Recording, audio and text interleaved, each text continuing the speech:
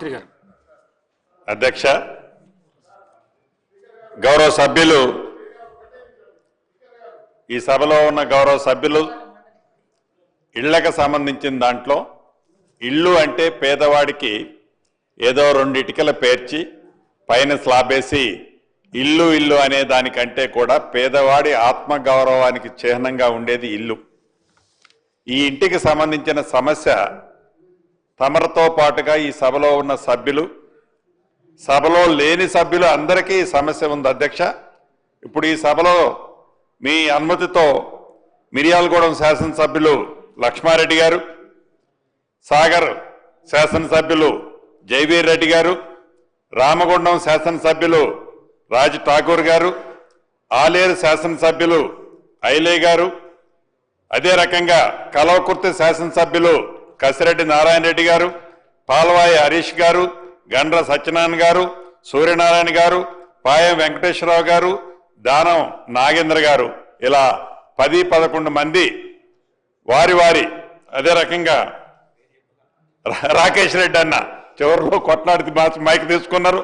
రాకేష్ రెడ్డి గారన్న కూడా 11 మంది సుదీర్ఘంగా వారి నియోజకవర్గాల్లో వారికి ఉన్న సమస్యలు, ఇక్కడ 2 BHK ఇందిరమ్మ ఇళ్ళు, ఇక్కడ 2 వర్టికల్స్, క్రీస్తు పూర్వం క్రీస్తు శకం అని ఎలా అనుకుంటామో, ఎలా వాడుక భాషలో ఉందో, ఇందిరమ్మ ఇళ్ళు ఈనాటి మనం ఇస్తున్నది గత 10 సంవత్సరాల్లో ఆనాటి ప్రభుత్వం 2 BHK పేరుతో రాష్ట్ర ప్రజలని ఎలా మభ్యపెట్టిందనేది రెండో అంశం.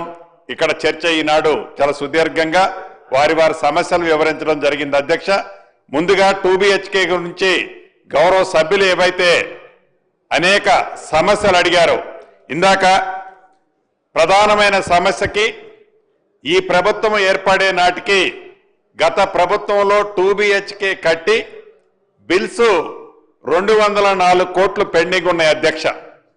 ఈ 204 కోట్లతో పాటు ఇందాక గౌరవ సభ్యులు అడిగినట్టు రాష్ట్రంలో సుమారు 133 కాలనీలలో సుమారు 36,000 ఇళ్లు వివిధ స్థాయిల్లో మొండిగోడలతో దర్శనమిస్తుంటే ఈ ప్రభుత్వం వచ్చిన తర్వాత 744 కోట్లు అది ఇళ్లు నిర్మించడానికి కానివ్వండి, లేకుంటే నిర్మించి నిరుప్రయోగంగా వదిలేసిన కాలనీల్లో మౌలిక వసతులు ఏర్పాటు చేయడానికి కానివ్వండి 744 కోట్లు గౌరవ ముఖ్యమంత్రి రేవంత్ రెడ్డి గారి నాయకత్వంలోని ఈ ప్రజా ప్రభుత్వంలో ఆర్థిక శాఖ మంత్రి వర్యులు బట్టి విక్రమార్క గారిని ఒప్పించి మెప్పించి ఈ పేమెంట్ ఇవ్వటమే కాకుండా ఏవైతే ఇంకా సుమారు గౌరవ మా శాసనసభ్యులు సభలో లేని సభ్యులు కూడా అనేక పర్యాయాలు ప్రధాన ప్రతిపక్షంలో చెప్పుకునే సభ్యులు కూడా 2014 శాసనసభ ఎన్నికలు జరిగే ముందు వారు 3 లక్షల రూపాయలతో ఒక స్కీమ్, ఇళ్ల స్కీమ్ ఓపెన్ చేసి తలా ఒకరికి ఒక పత్రం ఇచ్చి వదిలేశారు అధ్యక్ష. దానికి సంబంధించిన దాంట్లో కూడా వారు ₹1 పేమెంట్ చేయలే.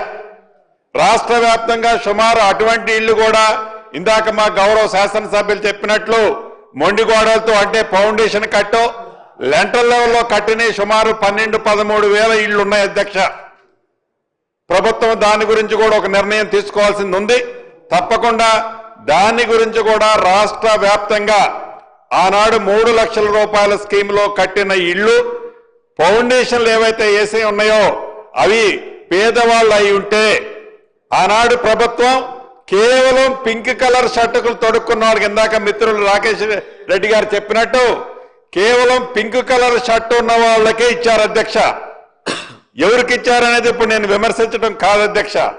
కానీ ఆ 12,000 ఇళ్లు అర్హులైన పేదవాళ్ళు అయ్యి ఫౌండేషన్ స్థాయిలో ఉండి ఉంటే తప్పకుండా గౌరవ ముఖ్యమంత్రి గారిని సహచార కేబినెట్ మంత్రుల్ని ఒప్పించి వాటికి కూడా పేమెంట్ ఇచ్చే కార్యక్రమం ఈ ప్రభుత్వం పాజిటివ్ గా బేసిజాలుగా పోకుండా చేపట్టడం జరుగుద్దని కూడా ఈ సభ ద్వారా, ఈ సభలో లేని పెద్ద మనుషులకి అనేక పర్యాయాలు వారు నాకు ఫోన్ చేస్తుంటారు అధ్యక్ష, చూడగా కొద్దిగా అది ఒక్కటి క్లియర్ చేసి పెట్టవే అని.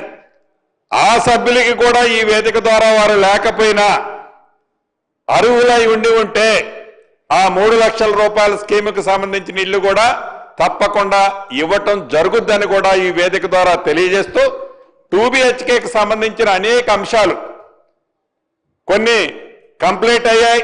కంప్లీట్ అయిన తర్వాత బెనిఫిషరీని సెలెక్ట్ చేయని కారణంగా కిటికీలు, దారబంధాలు, చివరికి ట్యూబ్ లైట్లు, దాంట్లో ఉండే వైర్లు పీకిపై నిరుప్రయోగంగా రాష్ట్రంలో ఇంకా కొన్ని ఉన్నాయి అధ్యక్ష. ఇందాక కసిరెడ్డి నారాయణ రెడ్డి గారు చెప్పినట్టు వారు CDF ఫండ్ నుంచి కొన్నిచ్చి చేయించినట్లు చాలా మంది శాసనసభ్యులు వారి వారి నిధులను పెట్టి చేయించిన సందర్భాలు ఉన్నమాట వాస్తవం. రాష్ట్ర ప్రభుత్వం వచ్చిన తర్వాత సుమారుగా 457 కోట్లు అలా నిరుప్రయోగంగా పూర్తిగా కట్టి పూర్తి పేమెంట్ ఇచ్చిన వాటికి కూడా శాంక్షన్ ఇచ్చాం. దాంట్లో పేమెంటే పార్ట్లీ కొంత ఇచ్చాం. కొన్ని వర్కులు ఆన్ గోయింగ్ ఉన్నాయి. ఆ వర్కులు కంప్లీట్ చేసే బాధ్యత కూడా ఈ రాష్ట్ర ప్రభుత్వం చేపట్టుద్ది, బేసిజాలకి పోకుండా. అదే పద్ధతిలో ఫౌండేషన్లు కట్టి కొన్ని, పిల్లర్స్ వేసి కొన్ని, స్లాబ్లు వేసి కొన్ని, వివిధ రకాలుగా అసాంఘిక కార్యక్రమాలు జరుగుతున్న ఇందాక నిజామాబాద్ శాసనసభ్యులు చెప్పినట్లు యథార్థం అధ్యక్ష. ప్రభుత్వం అది వారి సొంత ఆస్తిలాగా ఆనాడు పేదవాడి కష్టంతో ప్రభుత్వానికి నిధులుంటే, నిధులు వస్తే, ఖజానాకు డబ్బు వస్తే ఆ డబ్బుని మళ్లీ పేదవాడికి ఆత్మగౌరవానికి చిహ్నంగా ఉండే ఇల్లు ఇస్తామని చెప్పిన ఆనాటి పెద్ద మనిషి చివరికి వారి దత్తత తీసుకున్న వాసాల మర్రి కూడా ఇందాక మిత్రులు చెప్పినట్టు శాసనసభ్యులు ఆలేరు శాసనసభ్యులు చెప్పినట్లు వారి వాసాల మర్రిలో ఇచ్చిన హామీని కూడా నెరవేర్చకపోతే ఆ పక్కనే గౌరవ ముఖ్యమంత్రి గారు ఒక సభకు వెళ్ళినప్పుడు నాకు సూచనలు చేసి తప్పకుండా వారు ఎలా నిర్వహించలేకపోయారు, ఈ ప్రభుత్వమైన 2BHK కడదామని చెప్పి కట్టించిన మాట ముమ్మాటికి వాస్తవం అధ్యక్ష. ఇందిరమ్మ ఇళ్ల కార్యక్రమంలో అదే రకంగా ఈ 2BHKకి సంబంధించిన వాటిని ఇప్పటికే ఆదేశాలు ఇచ్చాం. రాష్ట్ర వ్యాప్తంగా అది పట్టణాల్లో కానీ పల్లెల్లో కానీ ఎక్కడ ఉన్నా అసంపూర్తిగా కట్టుకున్న 2BHKలకు సంబంధించిన వాటికి బెనిఫిషరీస్ ని ఫైనల్ చేసి ఏదైతే ఇందిరమ్మ ఇళ్ల కార్యక్రమం ద్వారా ప్రతి పేదవాడికి అర్హులైన వాటికి పార్టీలకు అతీతంగా ఏదైతే ఇళ్లు ఇస్తున్నామో అదే పద్ధతిలో ఇళ్ల స్థలం లేని నిరుపేదలకి ఏదైతే గతంలో ఆ ఇంటికి 50,000 లక్ష రూపాయలు శాంక్షన్ చేసి పేమెంట్ ఇచ్చి ఉంటే ఆ పేమెంట్ పోను మిగిలిన 4 లక్షలు 3 లక్షలు బెనిఫిషరీని ఫైనల్ చేసి ఆ బెనిఫిషరీకి విడతల వారీగా ఇల్లు కంప్లీట్ అయ్యే లోపు ఆ పేమెంట్ ఇచ్చే కార్యక్రమాన్ని చేపట్టాలని రాష్ట్ర కేబినెట్ లో కూడా ఇన్ఫార్మల్ గా డెసిషన్ తీసుకోవడం జరిగింది అధ్యక్ష. దాన్ని తప్పకుండా నిరుప్రయోగంగా కొన్ని నిధులు ఖర్చు పెట్టి ఎక్కడైతే అసాంఘిక కార్యక్రమాలు జరుగుతున్నాయని గౌరవ శాసనసభ్యులు అనుకుంటున్నారో వాటన్నిటినీ పేదవారికి రాబోయే కొద్ది రోజుల్లోనే ఇచ్చి సెలక్షన్ చేసి వారే కట్టుకునే విధంగా బెనిఫిషరీ ఆ బ్యాలెన్స్ వర్క్ కట్టుకునే విధంగా ఆ బ్యాలెన్స్ వర్క్ కి ప్రభుత్వం ఇచ్చే 5 లక్షల్లో బ్యాలెన్స్ డబ్బులు ఇచ్చే కార్యక్రమాన్ని ఈ ప్రభుత్వం చేపట్టడం జరుగుతుంది అధ్యక్ష. అదే రకంగా దానం నాగేంద్ర గారు కానీ ఇంకా అనేక పట్టణాల్లో మిత్రులు మిర్యాలగూడ శాసనసభ్యులు లక్ష్మారెడ్డి గారు అడిగినట్లు సుమారు 14 కాలనీలు, ఆ కాలనీలో పేదవాళ్ళు ఉన్నారు. ఆ పేదవాళ్ళకి ఇళ్ల స్థలం లేదు. ఇళ్ల స్థలం లేకపోతే మనం ఇచ్చే స్కీము ఏదైతే మొదటి విడత రాష్ట్ర వ్యాప్తంగా 4.5 లక్షల ఇళ్లు ఇస్తూ ప్రతి ఇంటికి 5 లక్షల రూపాయల చొప్పున 22,500 కోట్లు ఈనాడు ఈ కార్యక్రమానికి రాష్ట్ర ప్రభుత్వం ఖర్చు పెట్టడం జరుగుతుంది అధ్యక్ష. సుమారు ఈ ఇందిరమ్మ ఇళ్లలో ఇప్పుడు 3 లక్షల పైగా వివిధ దశల్లో ఇళ్లున్నాయి అధ్యక్ష. నాకు తెలిసి లేటెస్ట్ సమాచారం ప్రకారం 52,000 ఇళ్లు పైచిలకు గోప్రవేశాలు కూడా అయ్యాయని చెప్పడానికి ఈ సభ ద్వారా సంతోషిస్తున్నాను అధ్యక్ష. నాకు తెలిసి మళ్ళీ వర్షాకాలం వచ్చే నాటికి ఏవైతే ఇళ్లున్నాయో ఇందిరమ్మ ఇళ్లు ఇచ్చామో ఆ ఇళ్లు అన్నీ కూడా పూర్తవుతాయని కూడా ఈ సభ ద్వారా ఈ సభలో ఉన్న సభ్యులతో పాటు రాష్ట్రంలో ఉండే ప్రజానికానికి కూడా తెలియజేయడానికి ఈ రాష్ట్ర ప్రభుత్వ పక్షాన సంతోషాన్ని తెలియజేస్తున్నాను అధ్యక్ష. అయితే ఈ 2 BHKకి సంబంధించిన ఇంకా చాలా ఇళ్లు చెప్పారు.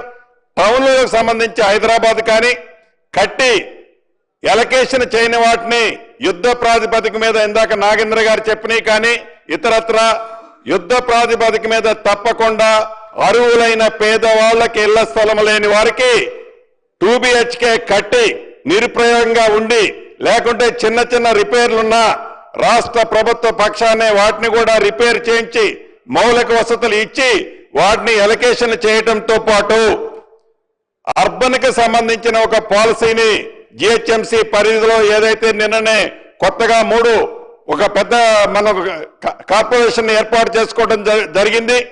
ఈ పరిధితో పాటు మిర్యాలగూడ, నిజామాబాద్, ఖమ్మం, వరంగల్ ఇలా పెద్ద టౌన్లలో పేదవాళ్ళు ఎవరైతే నివసిస్తున్నారో ఈ నివసించే వారికి ఇళ్ల స్థలం లేని వారికి ప్రభుత్వ స్థలాలు దగ్గరలో ఉన్న ప్రభుత్వ స్థలాలలో గతంలో చెప్పిన విధంగా 3 floors వరకు పర్మిషన్ ఇస్తూ అక్కడ కూడా మిర్యాలగూడ లాంటి ప్రాంతంలో 14 కాలనీలు ఏవైతే మిస్ అయ్యాయో ఇందాక మిత్రులు చాలా మంది ఎవరైతే చెప్పారో అటువంటి ప్రాంతాల్లో అర్బన్ లో కూడా ప్రభుత్వ స్థలాలలో తప్పకుండా ఈ ప్రభుత్వం అక్కడ కూడా పేదవాళ్ళని విస్మరించదు.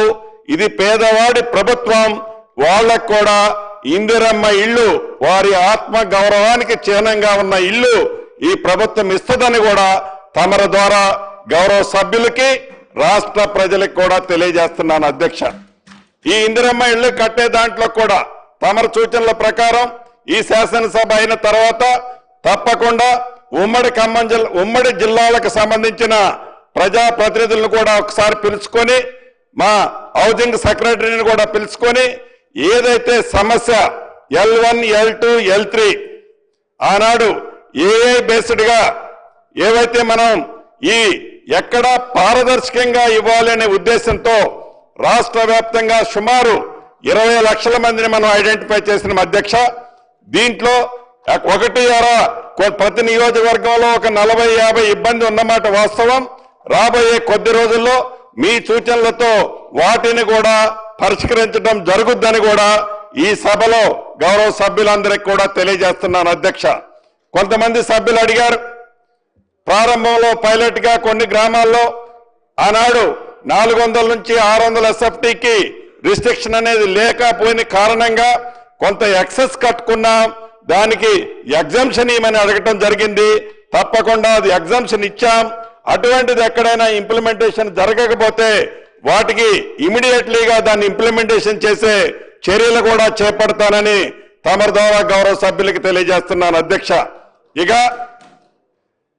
గిరిజన ప్రాంతం, అడవి ప్రాంతం ఏదైతే తరతరాల నుంచి అడవి ప్రాంతంలో నివసించే వాళ్ళకి ఇందాక మిత్రులు అది నా సొంత ఉమ్మడి ఖమ్మం జిల్లాలో కూడా సమస్య ఉంది, అటు ఆదిలాబాద్ లో ఉంది, అటు కరీంనగర్ లో ఉంది.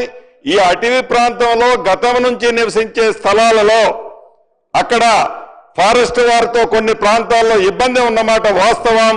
దాన్ని కూడా తప్పకుండా పరిష్కరించడం జరుగుద్ది. అవి కాకుండా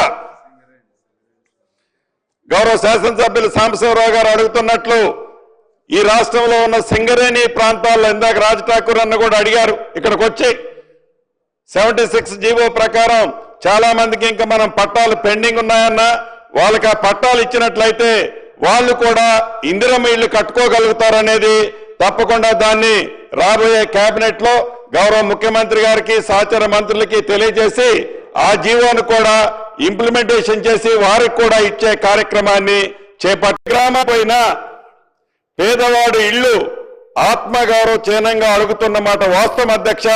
అది తమరి నియోజకవర్గం కానీ గౌరవ ముఖ్యమంత్రి రేవంత్ రెడ్డి గారి నియోజకవర్గం కానీ ఆ శాఖ మంత్రి అయిన నా నియోజకవర్గంలో కూడా ఈ ఇబ్బంది ఉన్నమాట వాస్తవం అధ్యక్ష.